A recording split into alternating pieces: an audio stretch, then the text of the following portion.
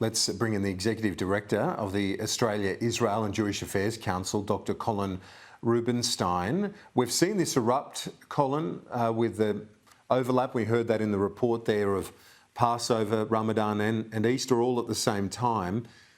What was at the core, what was at the start of this latest phase of violence? Well, look, Kieran, nice to be with you. Ramadan was always going to be a catalyst for the violence because there's a bit of a history here of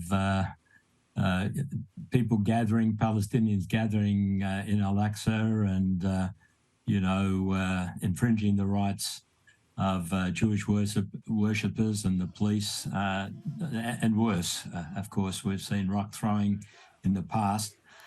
And lo and behold, of course, we did see intelligence reports last week that prompted Israeli security and police to enter the Al-Aqsa Mosque and try and clear those people behind barricades, literally, dozens and dozens of them, with the promise of violence.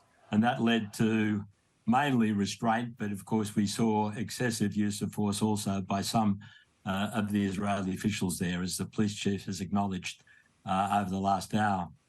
But on top of that flashpoint of the Temple Mount, of course, we've seen the rocket attacks from Gaza and then more threateningly from Lebanon, as you point out, the largest barrage of rockets since the war of 2006.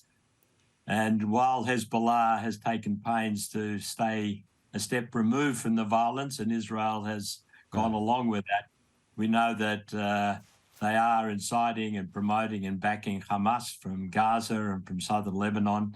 And of course, we've seen the terrible, tragic, murderous terrorism against the British-Israeli sisters and the Italian tourist, which has only inflamed the situation to a much greater extent. Fortunately, in the last day or so, the calls for restraint seem to have been heeded.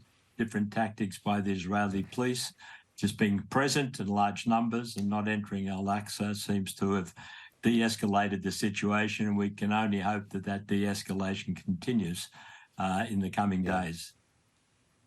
Indeed, and if it were to then engulf the likes of Hezbollah in southern Lebanon, it takes on a whole different and dangerous dimension if that were to unfold. So in a way, that is welcome too, that at least Hezbollah in the last few days hasn't sought to try and worsen the situation along these other with these other Palestinian groups that have been firing the missiles.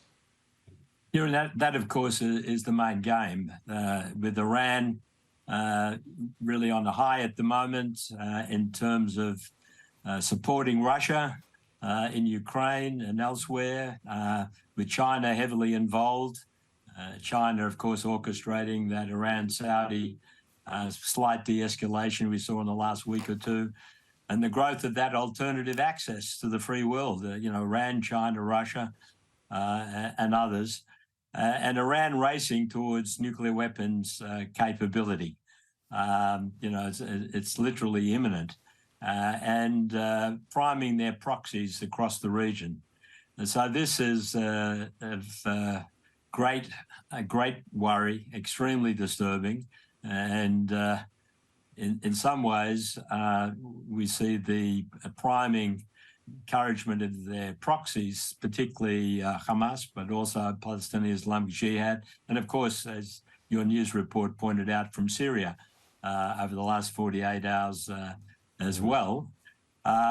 They're playing at different levels, and at least the United States is sending a submarine into the region, sending a message that this needs to be de-escalated, and we're around. We haven't vacated the area. I think a positive step by the United States, but also worrying, of course, is the meeting of the Hezbollah-Hamas leadership in Beirut in the last days as well. So it shows that many factors are at play here. We have this appalling terrorism. We have the violence that we've seen in Jerusalem, the old city. And the bigger game and more threatening game, as you correctly point out, is Iran, priming their proxies and racing towards nuclear weapons capability, which would be a huge game changer in the region. Yeah, it would indeed, and remains precarious, it seems, as always. Colin Rubenstein from AJAC, I appreciate your time as always. Thank you. Thanks, Kieran.